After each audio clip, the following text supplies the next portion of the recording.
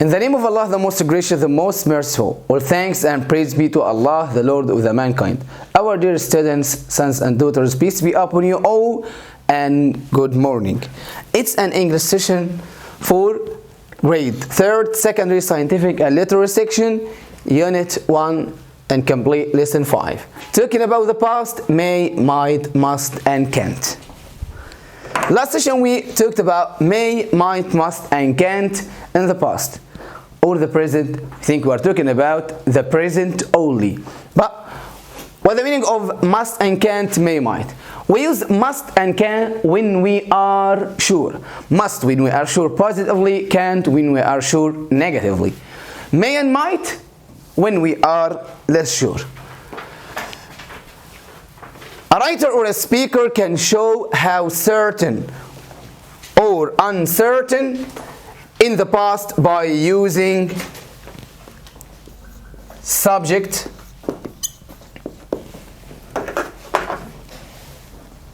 must, can't, may, might. When we are talking about present, they must be followed by the verb in the infinitive form. But now we are talking about the past. So, they can be followed by have, past participle. Must, can't, may, might. We use them to talk about if we are certain, if we are sure, or uncertain, not sure.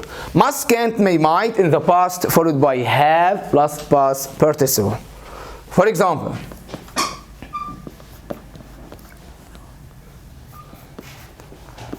am sure that a snake made those marks.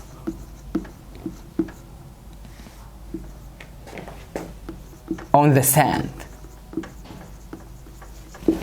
I'm sure that a snake made those marks on the sand. If I want to use must, as we agreed before that must has the same meaning as certain or sure, so we drop am sure that. A snake made those marks on the sand. If I want to use must, we start with the subject. The subject here is a snake. A snake must, yes. We are talking about the past, so we use have. Made. A snake must have made those marks.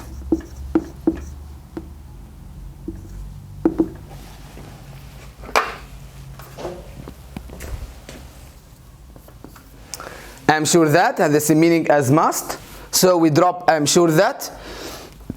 We start with the subject. The sentence here is in the past, so we use the subject, a snake, use must, followed by have, past participle.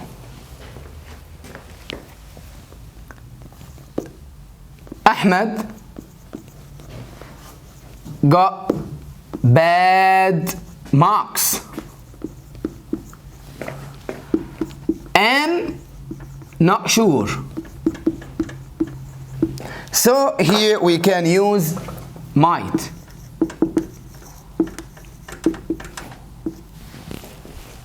Might had the same meaning as am not sure. So we drop am not sure.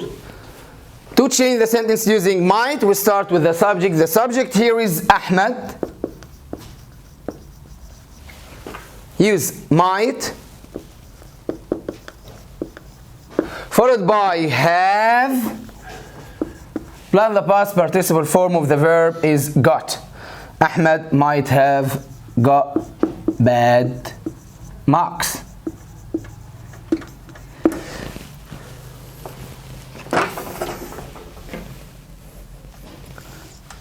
Choose.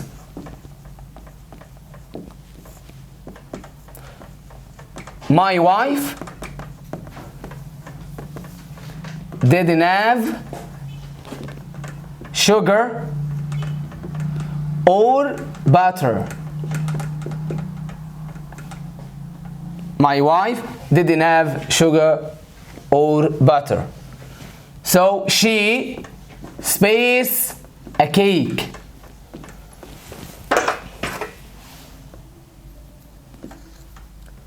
Must have made or can have made. It's important to understand the meaning of the sentence. If you understand the meaning of the sentence, you can deduce that she didn't buy any sugar or butter. So I'm sure that she can't have made a cake. Not to be confused, that's the correct answer. As you know that we can change a lot of sentences from present into past and from present passive or past passive. Now we can use must, can't, may, and might in passive sentences in the past. For example,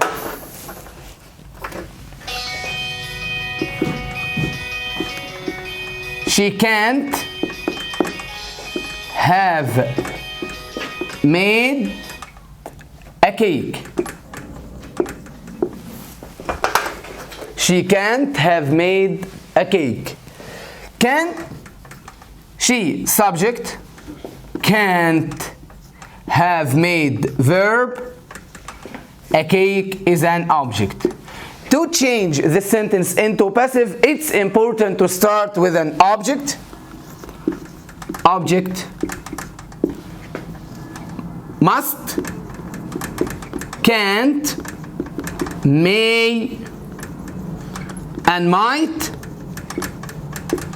followed by have been, past participle. If you want to say who did the action, use by. To change a sentence into passive, we start with the object. The object here is a cake. Use must, can't, may, might. We have can't, so a cake can't, followed by have been. The past participle is made. If you want to say who did the action, use by her, for example.